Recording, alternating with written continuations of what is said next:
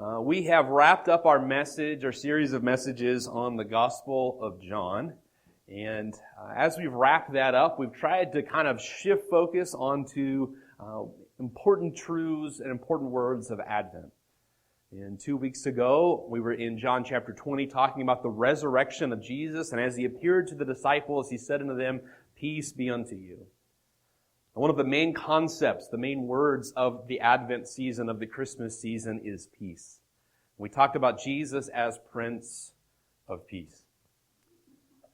And last week when we were in John 21, we looked at Jesus appearing to the disciples and having the conversation with Peter where he tells him to go and feed his sheep, to love people who are not easy to love.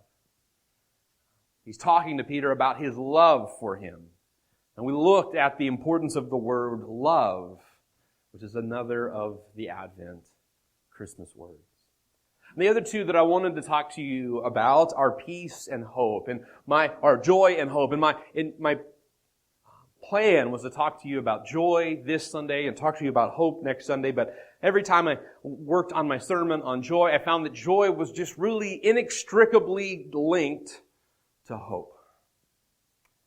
And as we've been in John 20 and John 21, and today we'll be in Galatians 4, I hope that you see that while these are not the customary Christmas passages, like those that we read to begin the service today, they are very much passages about the peace, the love, the hope, and the joy that's afforded to us at Christmas time.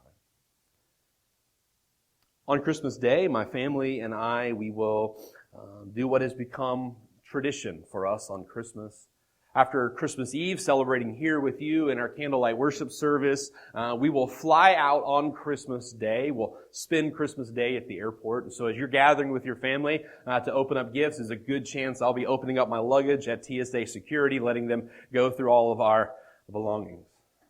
And it's just worked out well for us to fly on Christmas Day following the Christmas Eve service to go and spend time with family at Virginia Beach. And as I go through that process, there are multiple times that I have to verify my identity.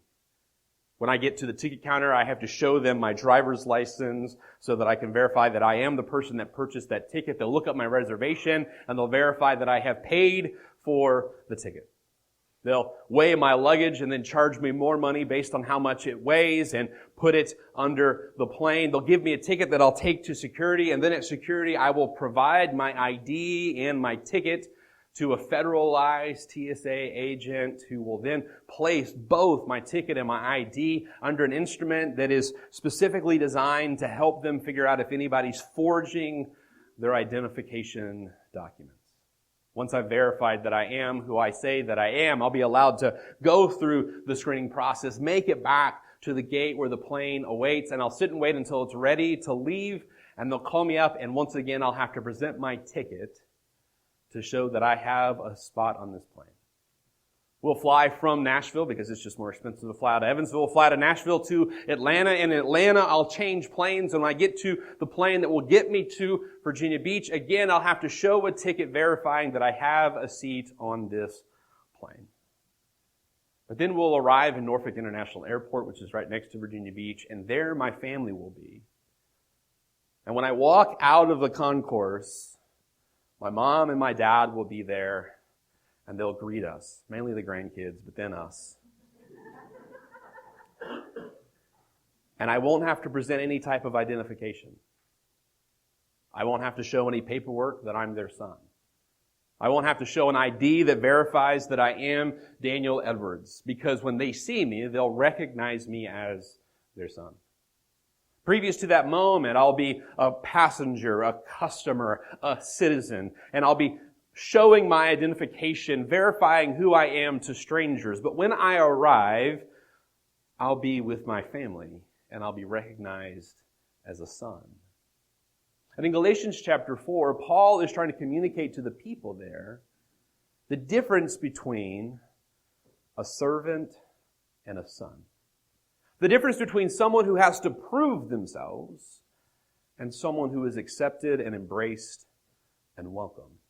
You see, Paul had gone to this mountainous region of Galatia, and he had preached the gospel of Jesus Christ, and many people had put their faith in Jesus. They had experienced forgiveness of their sins. They decided to follow Jesus, and they were experiencing the joy of that life. But then, after Paul left, someone came in and convinced the Galatians, or at least some of them, that it's great that you follow Jesus, but if you really want to experience the Christian life, these are some extra things you need to add on.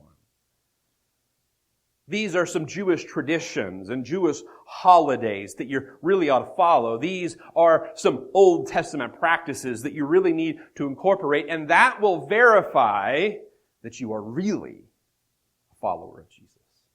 Because if you're really a follower of Jesus, you'll do these things. Someone had come along afterwards and told these sons and daughters of God in Galatia that they needed to prove themselves. And so Paul writes a letter to refute these ideas.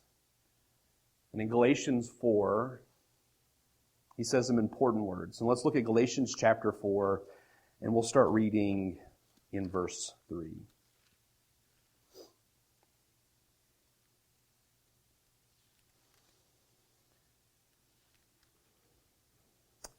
Even so, we, when we were children, were in bondage under the elements of the world. But when the fullness of time was come, God sent forth His Son, made of a woman, made under the law, to redeem them that were under the law, that we might receive the adoption of sons. And because you are sons, God has sent forth the Spirit of His Son into your hearts, crying, Abba, Father. Wherefore thou art no more a servant, but a son. And if a son, then an heir of God through Christ. Howbeit then, when you knew not God, you did service unto them which by nature are no gods. But now, after that ye have known God, or rather are known of God, how turn ye again to the weak and beggarly elements, whereunto you desire again to be in bondage? What Paul tells to the Galatian people is that they have been adopted into the family of God. That because Christ has come, they are no longer servants, they're no longer slaves, they no longer need to work incredibly hard to prove themselves worthy, but rather they've been adopted or grafted into the family of God. And if you put your faith in Jesus today, you've been adopted into God's family. You are a son or a daughter of the King. And there is the Spirit of God within you that cries out to the Lord, testifying within your own spirit that you belong to this family. And what Paul tells us here is that Christmas is the how of that adoption. How did the adoption take place?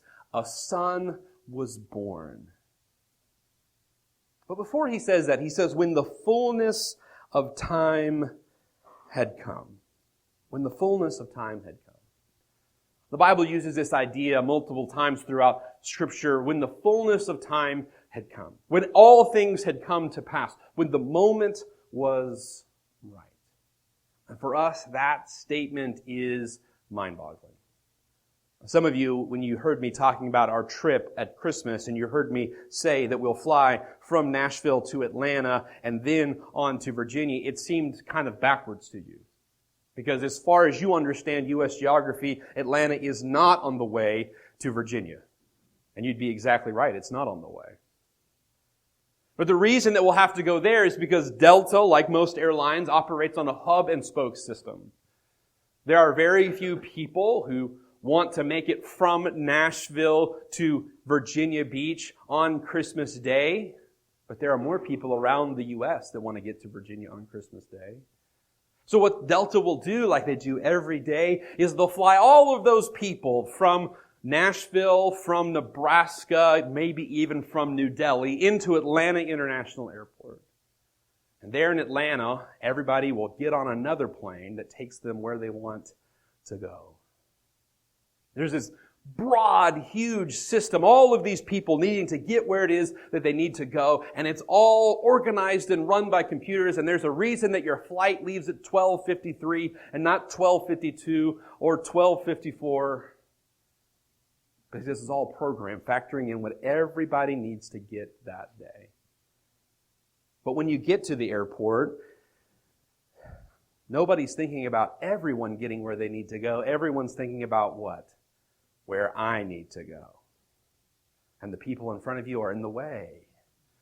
And the people who are in line are in the way. And all these people who are running late are in your way. You've got places to be because you're thinking about where it is that you need to go. The Bible says that when the fullness of time had come, then the Son was born. God, in His wisdom, in His ability, in His power to look across all of time, could see the most appropriate moment and the most appropriate place for Jesus to be born. And He chose that night in Bethlehem with Mary as His mother and Joseph as His father, because God knew how all of the people of the world would best be reached and helped. And no doubt there are going to be times this Christmas that maybe somebody in your family tries to put their plans in front of everybody else's. Anybody else ever experienced anything like that? No. Going to be moments when you're opening up gifts that one of the kids wants to tear into all of their gifts before anybody's opened up one of their gifts. Right? Going to be moments where grandma wants everybody to stop and get a photo before we tear into this. Right? Everybody's going to have their own competing plans. And when all we think about is our plan, what it is that we want to accomplish, we begin to get frustrated. You know, it's amazing that every day there are probably about 97 trillion things that are going on that you and I have absolutely no idea about. And if we knew just a fraction of them, we'd be very thankful that God is doing things the way that He's doing them. But we only know about what we know about.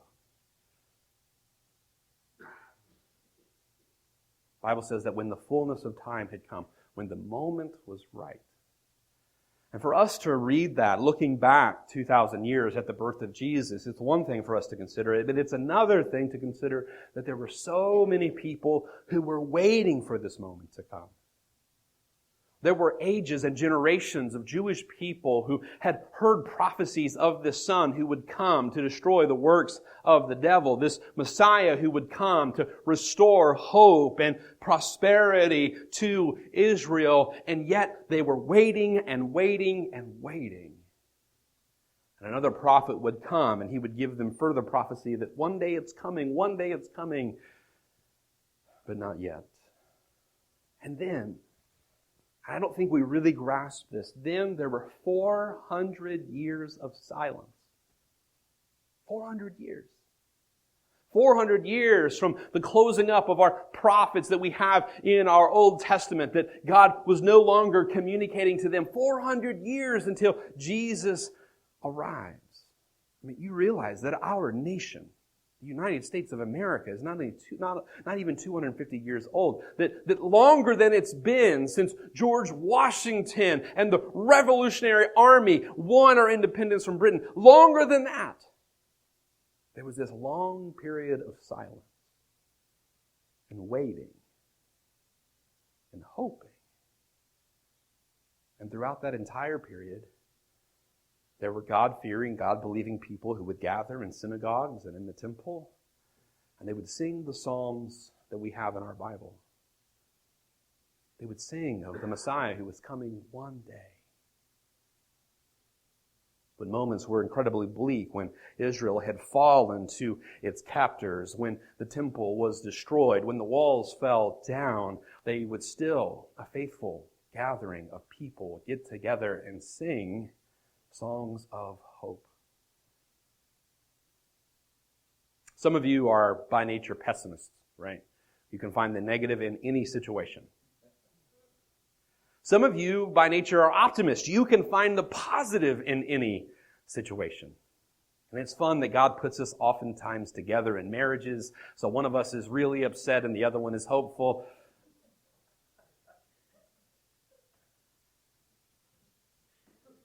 But hope is something really kind of separated from either pessimists or optimists. Because hope isn't just looking at the silver linings like an optimist would. Hope isn't ignoring the negative. Hope is believing in a promise even when there's no positives. Hope is believing in a promise even when everything is negative. Hebrews 11 tells us about believers who everything went wrong and they lost their lives. They were put into caves where they had to hide, and they still had faith and hope. And that even in these periods of silence, even in these periods of heartache and difficulty, they were hopeful, and that hope gave them joy. For that reason, the Scriptures tell us that the joy of the Lord is their strength. And even in times of great weakness as a nation and as a people, they had strength because they still had joy, and they still had joy because they were still hoping in God's promises. And I know that I'm preaching to people who this Christmas might look kind of bleak. It's a Christmas that's going to be marked by grief. It's a Christmas that's going to be marked by frustration. But I want you to know that in the midst of that you can still sing songs of hope and joy. Because we believe in something that is greater than all of that, something that is beyond all of that. And so Paul says to the Galatians, when the fullness of time had come, when the moment was right, and God, knowing all of the things that we do not know, and God, seeing all of the things that we cannot see, knew the right moment for the right Holy Family to come to Bethlehem and give birth to their child. And think about those moments, okay?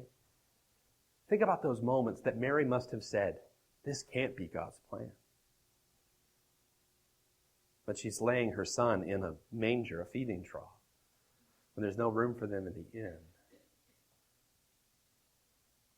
When the angel comes to Mary before any of this has taken place and says, you're going to be pregnant. And she says, I'm not even married yet. How is this God's plan? In the fullness of time, God knew. And He sent His Son. And what Paul says is that this Son was made of a woman.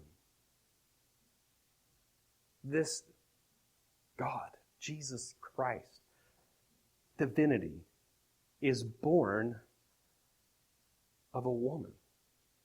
Those of you that you have had children, you have seen this miracle of life, that a new life is begun, a child is born, and God places Himself in the middle of that miracle of childbirth. And you know the weakness and the fragility of that child. God places Himself in a manger as a baby, made of woman. For 9 months, God placed Himself in the womb of a woman. God, who has no limit in His power and His place, there's no limit of time, places Himself within the womb of a woman for 9 months. God does that. So Paul says, in the fullness of time, God sent His Son, born of woman and born under the law. Jesus comes, He's born of woman, and He's born under the law, meaning that all of the prophecies that had been foretold of Jesus, He would come to fulfill. All of the Old Testament laws that seem so difficult for anybody to keep, that no one had ever been able to. The best and brightest, the wisest, the strongest, the smartest had not been able to keep. Jesus comes and He places Himself under that law, and He keeps every stitch of it. Obeys every commandment, follows every tradition, celebrates every holy day, goes to the synagogue when He's supposed to be there, goes to the temple for all of the feast, does all of these things to verify that He is who He says that He is. The God of heaven does this. to demonstrate fully to us that he is who he says that he is. Have you ever been offended that you have to prove you are who you say you are? Here's what I mean. Have you ever tried to call and pay your utility bill and you have to prove to them that you are who you say that you are so that you can pay your own bills? Recently, when we were moving the utilities of the parsonage out of our old tenant's name into the church's name in this period before Pastor Eric can move in, I called the utilities and I had all of the utilities moved into the church's name. And when it came time to move our water, this is not an exaggeration, I had to dig out the deed to that property and take it to the water company and prove to them that we own that property so that we could pay the bills. I mean, I don't know what kind of fraud people are perpetuating where they go and pay other people's utility bills, but apparently it's a rampant problem. And I'll be honest, as I stood there in the utility office, I was a little offended that I had to go through all of these steps. It seemed a little ridiculous. Jesus comes and he's made of woman. He places himself in the womb of Mary. He's born. He fulfills every one of the prophecies. And what do people do every step along the way? How do we know for sure? Prove it to us. Jesus does not lose his patience. He doesn't say, "Don't you people know who I am?" He comes in the fullness of time, born of woman, born under the law. And he's done all of this for a very specific purpose, so that we could be adopted into the family of God. This past week, I was speaking to a friend who's a pastor in Alabama, and I asked him about his family, and they were incredibly excited because they have a new grandchild.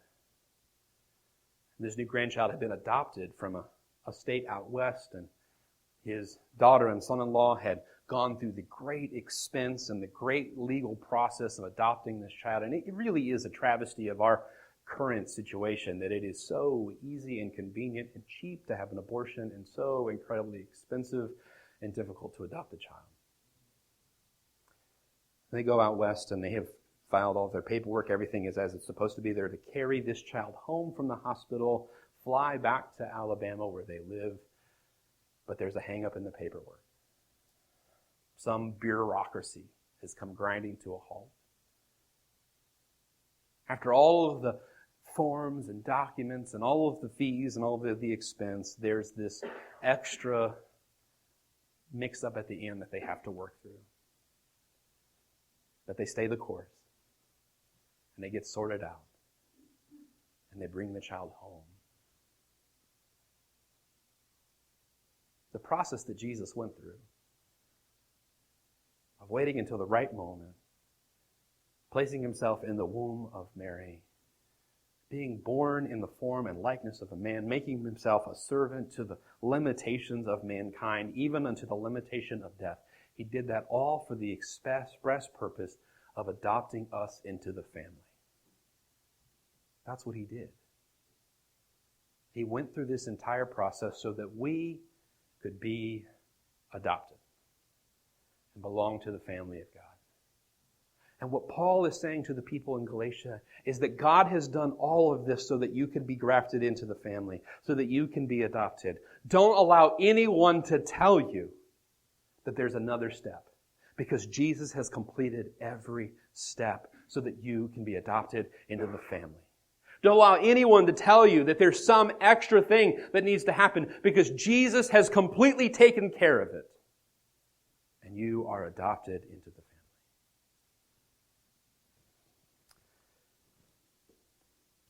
As we make that trip, there'll be people who reach out for my ID, who reach out for my credit card to pay the extra fee, who reach out for my ticket and my driver's license so that I can go through security, who reach out for my ticket so that I can get on the plane, who reach out for the ticket so I can get on the other plane. But when I get to Norfolk International Airport, my Father will be there and he will reach out to embrace me. And what Jesus did when he came at Christmas time is he reached out and he verified his identity. He reached out and he paid the price. He reached across heaven and earth so that one day he could reach out and embrace us and welcome us. And Christmas is the celebration of Jesus taking every final step. And no matter what life is like right now, that's a reason for us to sing with hope and joy. Jesus has reached across the heavens to welcome you as you come home. There's no other step that needs to happen but for you to enter into his embrace.